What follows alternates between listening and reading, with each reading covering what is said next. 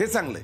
नाही तू स्वतःचा जीवावर काहीतरी करतोयस ना, याचा मला लय आनंद आहे. वय सुजा, अरे मध्ये घरात काय काय गोष्टी झाल्या आणि त्यातनं तू बाहेर पडून हे जे काय करतोयस ते लई चांगलं आहे बघ. पिऊ, हे सगळं तुझ्यामुळे झालंय बरं का. आई, अहो माझ्यामुळे काही नाही झालंय, त्याने स्वतःहूनच केल्यात सगळ्या गोष्टी. आई आई तुझं बरोबर आहे. पिऊचा सपोर्ट नसता तर यातलं काहीच होऊ शकलं नसतं आज. हा झालंय ते चांगलं आहे, पण सुजा अरे आपण शेतकरी आहोत हा, आणि शेतात प्लॉट पाडायचे म्हणलं ना की नाही पटत बघ मला. काका हे तुझं मत झालं. आता कोणाला एवढा वेळ आहे?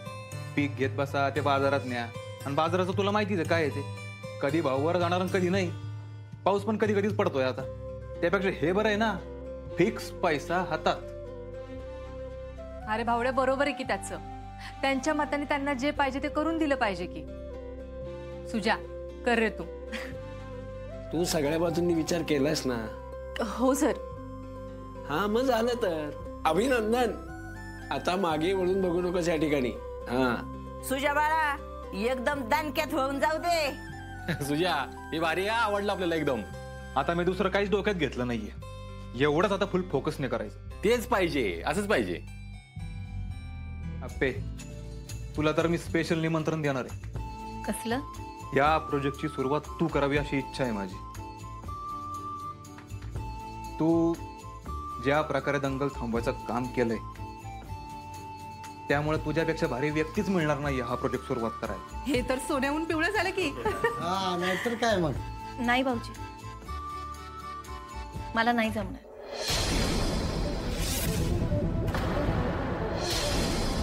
का? काय झालं अप्पे?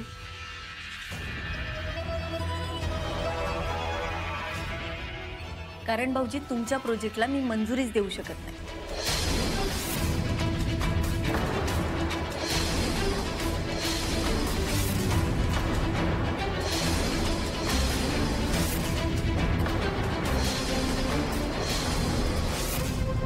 मंजुरी देऊ शकत नाही म्हणजे?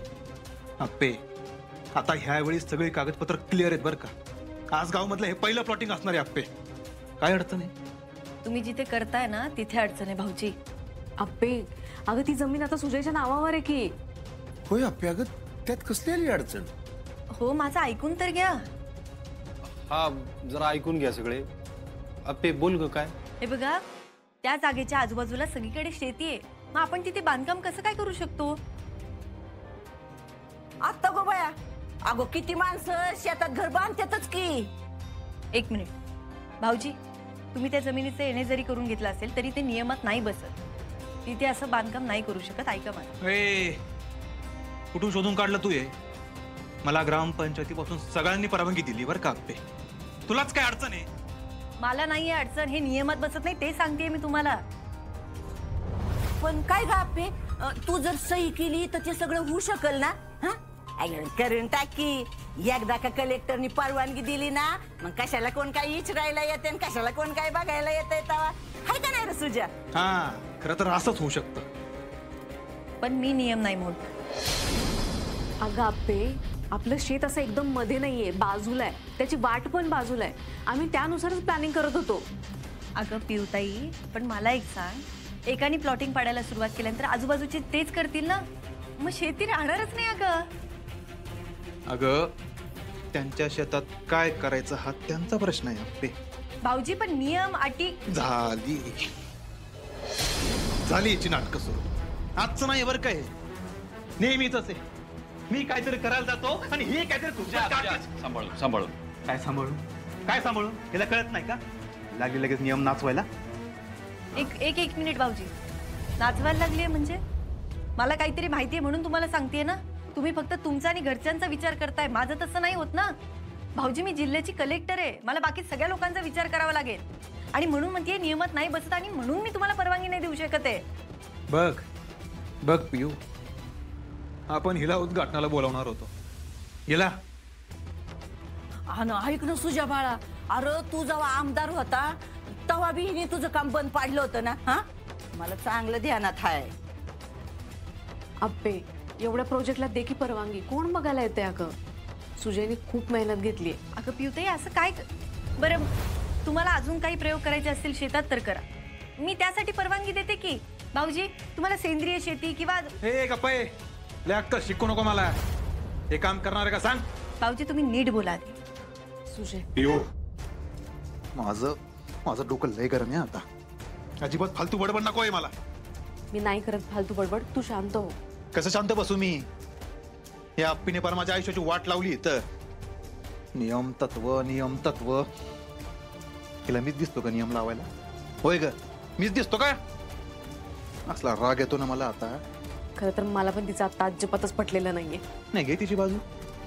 कलेक्टर ना ती तुझी हुशार मैत्रीण. बघ आता कशी आपल्याच आडवी येते इथं. मला सांग, तू आजवर काय कमी केलंय का तिच्यासाठी? आता ते नको काढूस ना. नाही सांग ना मला. आणि तिने काय केलं तुझ्यासाठी? आरूच्या बड्डेला घेऊन आली का तुला परत घरात घेऊन आली? हे केलंय? सुजय हे बघ, तू कपडे वगैरे बदलून घे, मी जेवायला आणून देते. झोप तू शांत. आता झोप लागणार आहे का मला? एवढा महिनाभर उन्हातानाचा राबलोय मी तिथं, आणि काय म्हणती? नियमात बसत नाही. नियमात बसत नाही. तुला सांगतो पिऊ, आपल्या घराची वाट पण हिनेच लावली. मग काय मनी आणि बंटा एवढा हातून का मागं लागलेत? का मागं लागलेत माहिती तुला? याच्यामुळं. अनिल सर काय म्हणताय, कसे आहेत ते? ते पण छान आहेत, पण आता मी पण नोकरी करेल म्हणते. चांगलंय की. आत्या ते भारी वाटतंय बघा हे सगळं ऐकून. खरंच लवकर नोकरीला सुरुवात करा.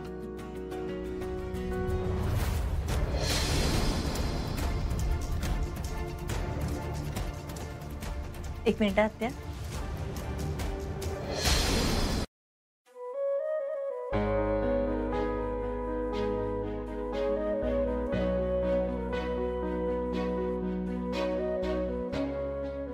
आप्पे अगं, बाळाविषयी बोलायचंय का?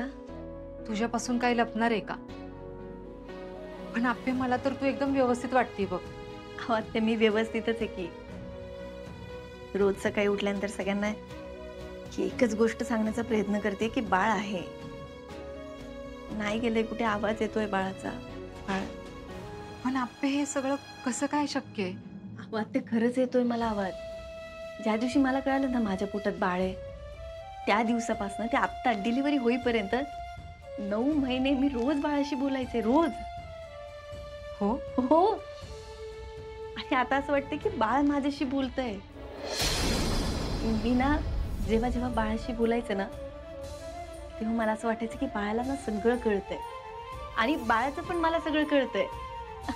अहो आता हेच बघा की आपल्या साताऱ्यात दंगल झाली होती, तेव्हा मी घरातून निघताना बाळाला सांगितलं होतं, बाळा मला ना आत्ता तुझ्या मदतीची गरज आहे. मला गरज आहे तुझी, मला खरंच मदत कर. आणि खरंच अहो दंगल थांबेपर्यंत मला बाळाने अजिबात त्रास दिला नाही खरंच. आणि मी दुःखी असेल ना तर मला उचक्या लागायच्या. जणू काही बाळ मला सांगायचं की आई तू अजिबात काळजी करू नका, मी आहे तुझ्यासोबत. खरंच. पण हे सगळे भास नाहीत, हे कशावरून आप्पे? आत्या भास असते ना, त्याशी केव्हाही नसते झाले. काहीतरी बघितलंय, काहीतरी जाणवलंय, आठवले, मग लक्षात आलं असतं, मग भास असते ना ते. आता मला ना बाळाचा आवाज येतो रडण्याचा अचानक. आणि तुम्हाला एक सांगू का आत्या? काय ग? माझी जेव्हा डिलिव्हरी झाली ना, बाळाचा जन्म झाला ना, तेव्हा मी ग्लॅनीत होते, पण मला बाळाच्या रडण्याचा आवाज स्पष्ट ऐकू आलेला.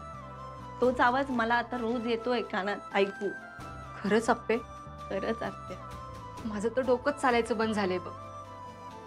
पण का कोणास ठाऊक तुझ्यावर विश्वास ठेवा असं वाटतं बघ आप्पे. आता तुम्ही विश्वास ठेवा नाही तर नका ठेव. मी माझ्या मनाची समजूत घातली. आत्तापर्यंतची ना सगळ्यात वेगळी लढाई आहे ती मला एकटीला लढाई. पहा अप्पी आमची कलेक्टरचे सर्व एपिसोड्स फक्त झी5 वर.